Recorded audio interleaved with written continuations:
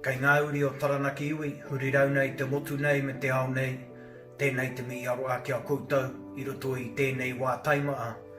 Ia tātou e papare atu ana i tēnei mate, ko pānei kia tātou katoa te ao. A kāti, kei te wairā i te iau ngā kōrero, e pāna ki tēnei mea te manawa nui, ko ruku atu tēnei ki roto ki ngā puna kōrero me ngā puna wānanga o taranaki iwi ake, ki te tiki atu i hetahi kōrero, hei waka iiko i te wairua me te ngākau o tēnā o tātou i roto i tēnei wā. A kāti, ko tiki nātu i tēnei kōrero wakawai, e kore e pau e ikau na inui. Ko tēnei kōrero, he kōrero no te wā o ngā mātua, i au e roa i a tamaka ama. He kōrero ko tuku nei o rā i roto i ngā waka tupuranga, e kōrero ana mo te mana me te toa o taranaki iwi, ki te pakanga, hoi te anō, ki tōna rongo toa, e kōrero ana mo te āuatanga o ngā pā wakaruru, o ngā pā tū watawata, o te tō o taranaki iwi i roto i he rara. E kōrero ana oki o tēnei āuatanga o te ora. O tino te kaha o taranaki iwi, ki te kimi i ngā huarahi e putaora ai aia, i roto i ngā taimahatanga i pā. Kia tātou tupuna i roto i ēnā o ngā rangi.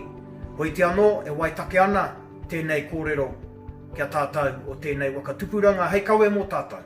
Hei kawe mō tātou i roto i tēnei wā taimaa. Ia tātou e papare atu ana i tēnei mate. Ia tātou e haumaru ana ia tātou anō i tēnei wā i tinei.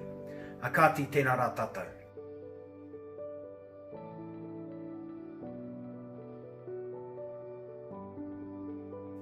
Kia ora everybody, as we face the challenges of COVID-19, it's important and we have the opportunity to draw on the inspiration and the wisdom of our tupuna and to draw upon the examples of kōrero like this, e kore e pau hei kauna inui.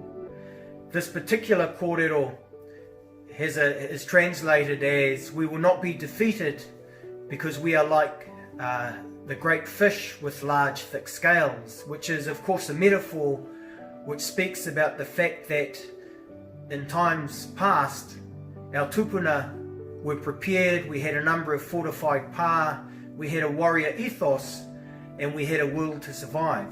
And so what this particular wakawai speaks to is the fact that we as taranaki iwi have a history of being vigilant. We have a history of being prepared. We have a history of ensuring that we took the appropriate steps to protect ourselves from various threats during that time. Now this kōrero is a kōrero that has been handed down through the generations, and it has been spoken about through successive generations of taranaki iwi. It is referenced in our waiata, and as I said in te reo, this particular kōrero is as relevant today as it was for our tupuna. More particularly relevant because it reminds us that we too need to ensure that we fortify ourselves against the challenges of the time. And so, you know, it reminds us that although we are in lockdown and we're in our own homes, it reminds us to, you know, protect ourselves, to fortify our homes, to fortify ourselves and our whānau during this challenging time. So whānau, you know, these words of wisdom, these words of inspiration from our tupuna, e kore a pau e kauna inui. Can I leave you with this? Ko taranaki te maunga, ko taranaki te iwi, e kore a pau e kauna inui, e kore hoki tātou e taia ko te uri no tātou, aho tātou mātua, aho tātou tupuna no reira, kei ngā uri o taranaki iwi, tēnā koutou, tēnā rā tātou katoa.